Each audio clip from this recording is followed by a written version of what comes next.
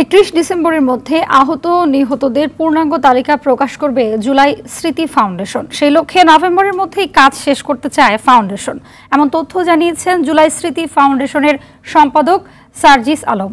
আর ফাউন্ডেশনের সিইও মীর মাহবুবুর রহমান স্নিগ্ধ বলেছেন, আহতদের প্রাথমিকভাবে 1 লাখ টাকা দেয়া হলেও তাদের 3 লাখ টাকা দেয়া হবে। প্রয়োজনে আরও বেশি সহায়তা করতে প্রস্তুত সরকার। জুলাই অভ্যুত্থানের নিহত ও আহতদের সরকারি বেসরকারিভাবে সহযোগিতা করা হবে বলে জানিয়েছেন তারা।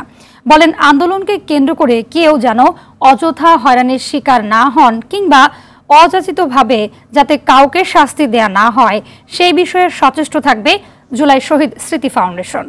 আমরা নভেম্বরের মধ্যে সর্বোচ্চ চেষ্টা করব আমাদের যে শহীদ পরিবার যারা রয়েছেন তাদের যে এই তথ্যটি ভেরিফিকেশন করে শেষ করা এবং ডিসেম্বরের মধ্যে আমাদের পূর্ণাঙ্গ তালিকা প্রকাশ করা। ডিসেম্বর 31 তারিখের মধ্যে শহীদ এবং আহতদের পূর্ণাঙ্গ তালিকা আমরা আমাদের জায়গা থেকে একদম সবার জন্য অফিসিয়ালি ওপেন করার আমাদের সর্বোচ্চ চেষ্টা থাকবে। আহতর যে ইনজুরির ক্যাটাগরাইজেশন আছে সেটার উপর ভিত্তি করে তাদেরকে সর্বোচ্চ 3 লক্ষ টাকা পর্যন্ত দেওয়া হবে আমাদের জুলাই শহীদ স্মৃতি ফাউন্ডেশন থেকে।